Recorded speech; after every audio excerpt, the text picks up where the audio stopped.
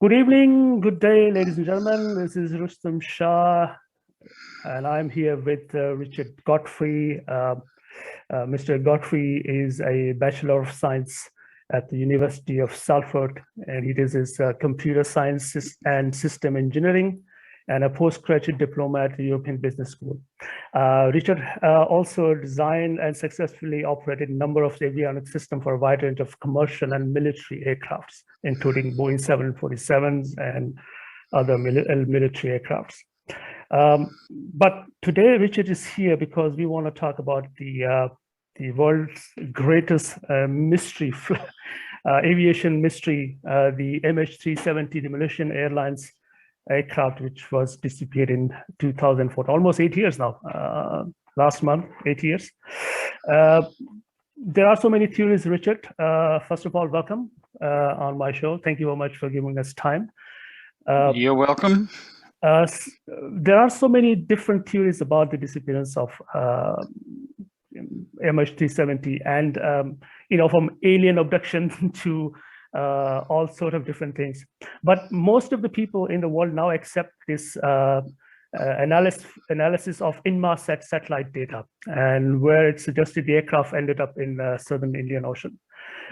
You also had this analysis, and you came up with almost the same area after your analysis using Whisper technologies, which can be used to detect and track aircrafts. So for those who don't understand what Whisper is, if you kindly give us a brief introduction, what Whisper is and how you were able to detect and track the MH370 even after years and apparently after thousands of kilometers away. Yeah, indeed, you're quite correct. There are a lot of theories out there.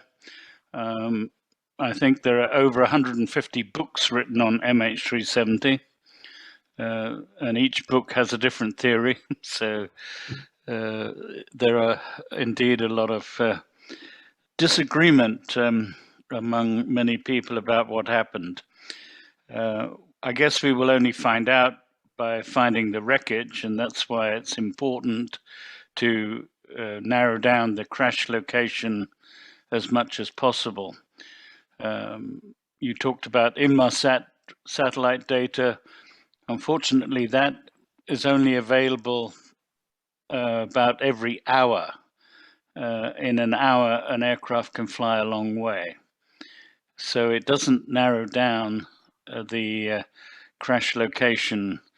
And up until now, people have been searching areas over 215,000 square kilometers of ocean, which is huge.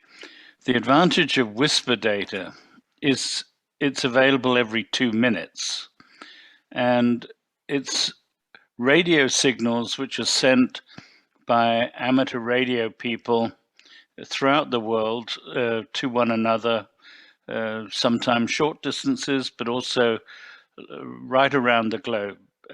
So hundreds of signals every 2 minutes. And when an aircraft passes through a radio signal, it can disturb or reflect that radio signal. That's the principle on how classic radar systems work. And Whisper, with the hundreds of signals in every different direction, offers a network across the globe. And so you can follow an aircraft when it disturbs one path and then another and then another. And you can see, it's a little bit like if you were crossing a prairie and I laid out tripwires in every direction across this prairie. And when you stood on a tripwire, I could tell where you are and track you across that prairie. So that's a bit how Whisper works. And these signals coming every 2 minutes allow you to track an aircraft much more precisely. I can reduce the area needed to be searched down to about 300 square kilometers. Mm-hmm. Okay, but is it the first time somebody used Whisper to detect and track an aircraft, or it's been already used before? It's been used before. The idea first came from a guy named Dr. Robert Westphal. He's successfully tracked aircraft as far away as Antarctica. So he's the pioneer, if you will. And what I've done is taken his method and applied it in fine detail to MH370. Now, we don't only have the Whisper data. We've talked about the Inmarsat satellite data. We also have data from Boeing about how far and how long an aircraft can fly with the fuel that it had. We also have data from oceanographers because we've found 36 pieces of floating debris from MH370, either proven to be from the aircraft or highly likely, because MH370 was the only Boeing 777 that crashed in the southern Indian Ocean. So we're putting all of this data together from different independent sources, and we came to a conclusion through that the crash location is around 33.2 degrees south, 95.3 degrees east. It's in the middle of the southern Indian Ocean, about 2,000 kilometers west of Perth in Australia. Oh, okay. So when we see the network, the transmitting stations available, if you look on the European side, there are hundreds of them. They're also on the US side. If you look on the other side of the ocean also, but this particular area is pretty sparse. I mean, of course, there's a remote location, and very few people broadcast. I think there's a couple of in the Union Island. There are some in Australia. So that doesn't affect the analysis because of the few stations in compare with the other station where there so many people are broadcasting. There were 100,000 radio signals transmitted during the flight time of MH370.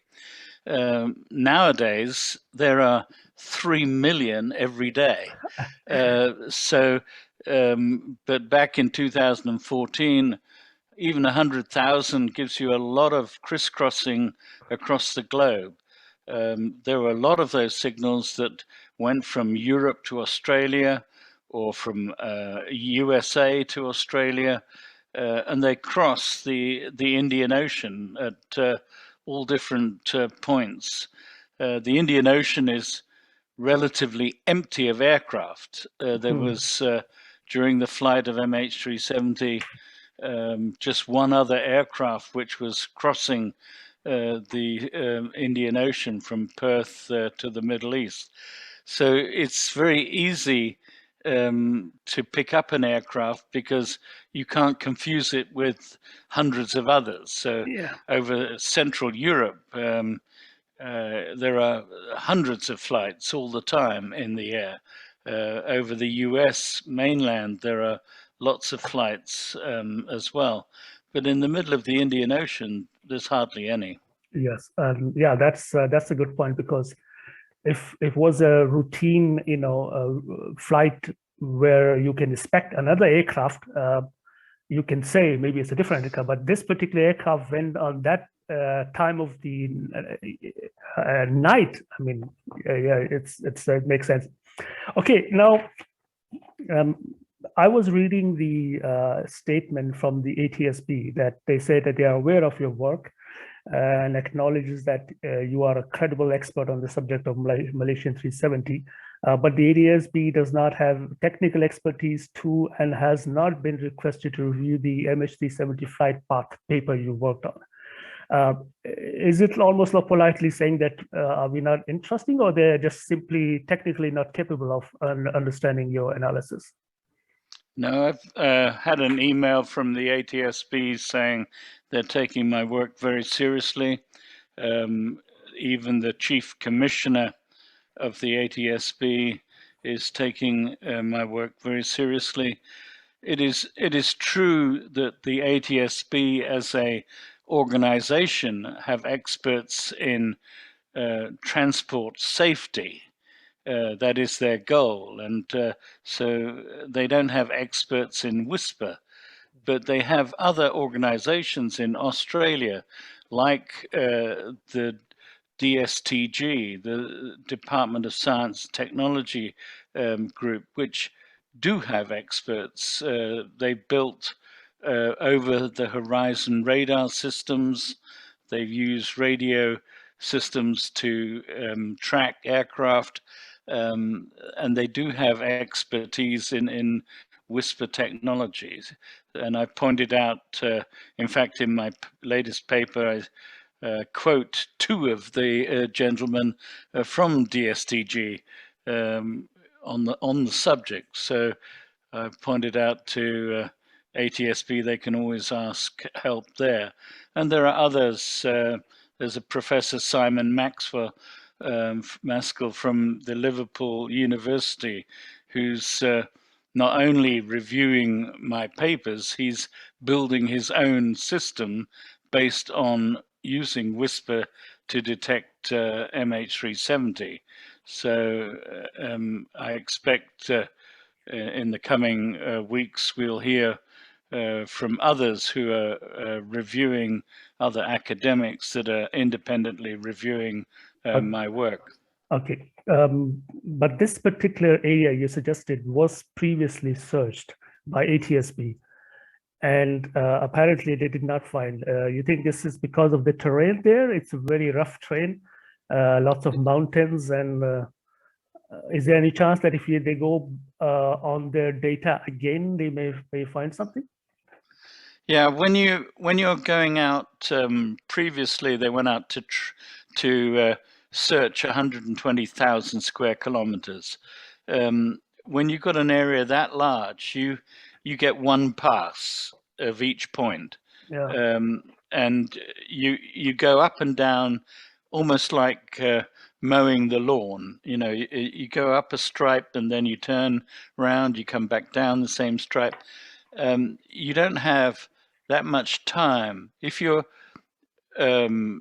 only got an area of 300 square kilometers, you can afford in just a couple of weeks to go over each point from different angles. And it is, as you say, very rugged terrain. There are canyons, there are cliffs, there are ridges, there are even two volcanoes on the seafloor down there. And it makes it very difficult to follow across the terrain and to check, you know, every canyon and behind every cliff and every ridge whether there's some wreckage of an aircraft. So it's a very difficult task, and I'm not saying they didn't do a very thorough job, but they couldn't possibly do, and they don't even admit to doing 100%. It may just be 95% or 96%, but they could have missed it. Yeah, and that's also a huge area. So even if they miss 1%, that's like hundreds of kilometers, perhaps. Okay, I'm going to skip a few questions. Okay, the Inmarsat flight path seems to me that the aircraft, they assumed the aircraft was flying on a straight line, maybe most likely on autopilot. But when I see your path, it seems a bit erratic. It's not in a straight line. And even I heard you were saying, I saw your interview on 60 Minutes, that you have found a holding pattern after he left the Penang Island and turned towards that particular location.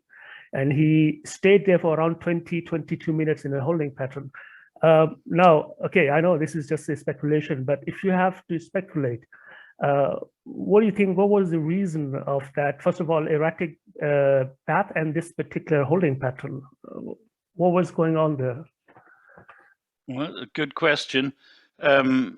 Everyone up until now has assumed once the MH370 was in the Indian Ocean that it was just flying in a straight line.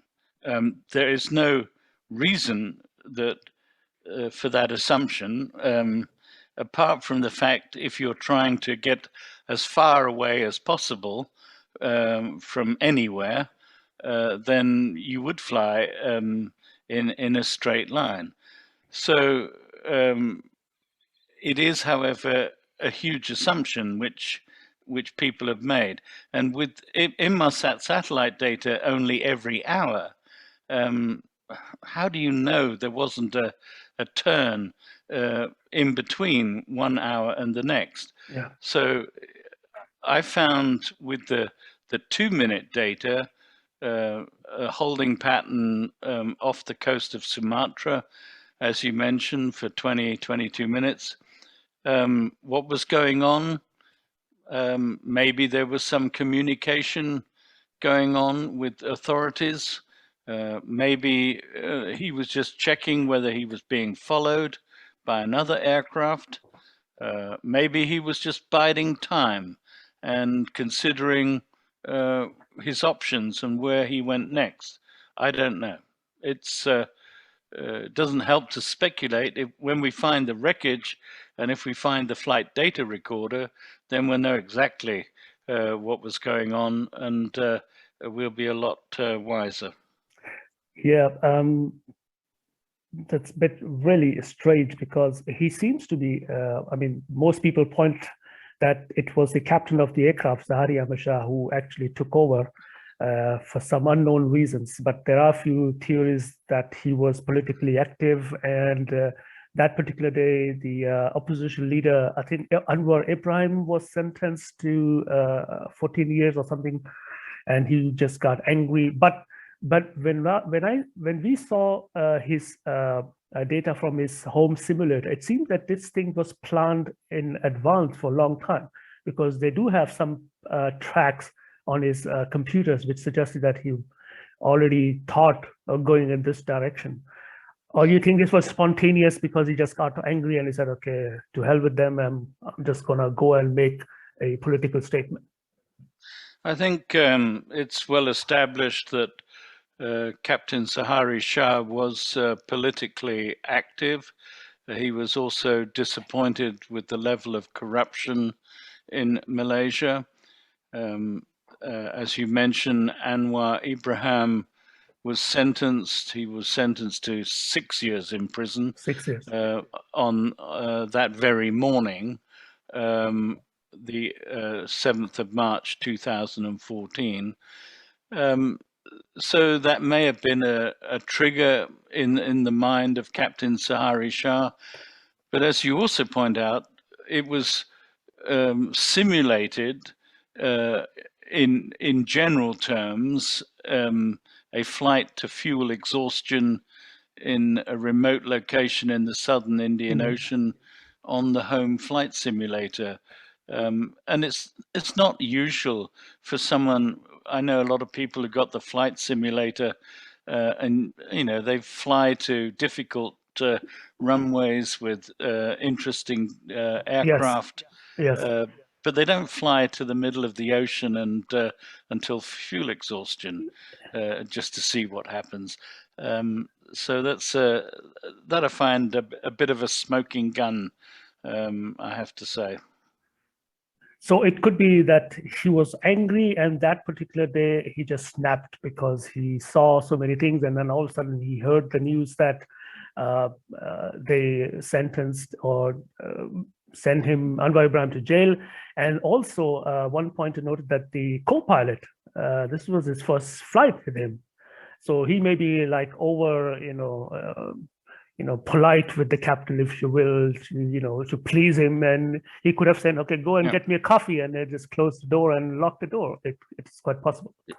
It would have been very easy.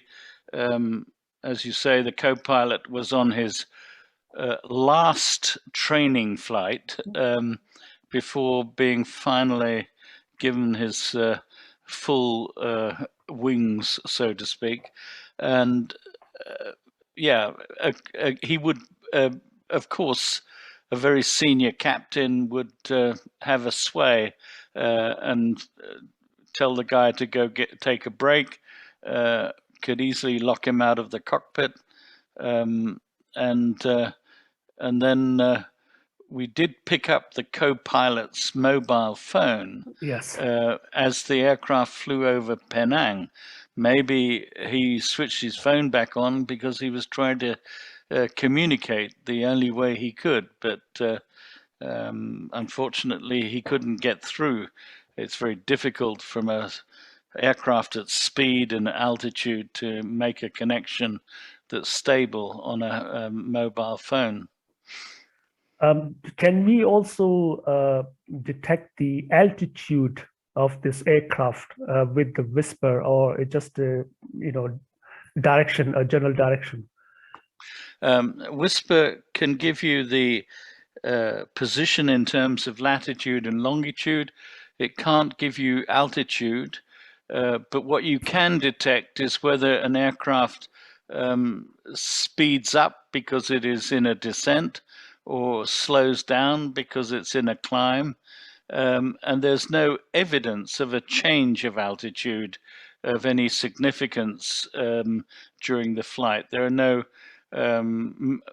times during the flight where the aircraft slows down for a climb to a higher altitude or is speeding up. The reason why I'm asking, because there were some theories earlier on that he climbed to a certain level and decompress the cabin in order to kill people, basically to because at that altitude you have a very few seconds of useful consciousness if you lose oxygen.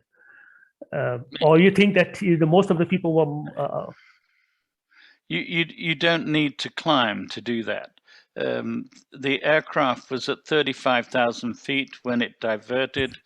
That is, at that height, it is already very cold outside. Yeah. And we're talking, temperatures like minus 45 degrees centigrade or minus 50. It is also very sparse on oxygen. If you shut off the oxygen supply in the aircraft, then people would only be conscious for 20 seconds or 30 seconds. They would fall unconscious. They would die within minutes. Okay, you suggested earlier that he may be in contact with the Malaysian authorities. Now, I remember Four Corners asked then Malaysian Defense Minister Hashimuddin that why didn't you send military aircraft to intercept that particular unknown aircraft? Because at that time the transponder was off, so it was just like a blip on primary radar for military. And he said, well, we determined that it was a commercial aircraft, wasn't a threat. So I mean, I was wondering if you send if an aircraft in Europe and the USA turn his transponder off, there would be like a fighter jet on your tail in 5 minutes or 10 minutes. Yeah, so exactly. How did he actually determine that the aircraft is not a threat and it's a civilian aircraft? You think that gives you credit because he was in contact with the authorities? If there was contact with the authorities, and if the passengers were going to be held as hostages, as a pawn in a negotiation, then they wouldn't have been killed. So there's a conflict between those two things. Secondly, there's no way you can tell whether an aircraft is a commercial aircraft or a military aircraft from primary radar. You only have a blip on the screen, yes, and you only know the range and the bearing, and that's all you can get from that. And in my view, if you have an unidentified aircraft entering your airspace, the first thing you do is scramble a jet to go and look what's happening. And this, they clearly didn't. So they clearly didn't. So either that meant they didn't have an available aircraft to scramble, which is a condemning statement to the readiness of their military, or they had other information that told them what was going on. Okay, so wrapping up, is there any chance that we will have another search? I know there's the Infinity Ocean. They did their search a couple of years ago on their own cost. Have you in contact with them, Ocean Infinity, sorry, or you think they will, or somebody will start a search, because now the area you suggested is smaller in compared with the other one? Ocean Infinity have already announced that they're going to search again, probably in the first half of next year. They are building new ships and new technology, and they announced a couple of weeks ago that they are going to go back and search, and they're going to put a proposal similar to the previous one of no fine, no fee to the Malaysian authorities. And they are very much of the view that it is unfinished business for them. And then there are also others building new technology for underwater search who are interested in funding a search themselves. So I think one way or another in the coming year, we will find MH370, and it will reveal a lot to us to have the wreckage, especially if we get the flight data recorder. I doubt whether the cockpit voice recorder will have anything on it of interest, but the flight data recorder certainly will. And it will help us to unravel the mystery. Okay, I hope that he didn't pull that plug for from the cockpit, because he could certainly do that if he wanted to hide why he was doing. But let's see. I hope the next year will be the year we will find the missing flight 370, because this will be a closure for the families, and they are the ones who are suffering for a very long time. And I thank you very much, Richard, for your work and you're taking time today. Good luck to you, and hopefully when we find the aircraft, I may have a chance to speak with you again and then celebrate together, maybe with a glass of champagne or something. Yeah, it is, as you say, a great tragedy for the families, and we need to continue working until we bring closure for them. But it is also important for the aviation industry and for the flying public to get an answer as to what happened with MH370. Yes, sir, you are absolutely right. Well, there you go, ladies and gentlemen. This was my conversation with Richard Godfrey.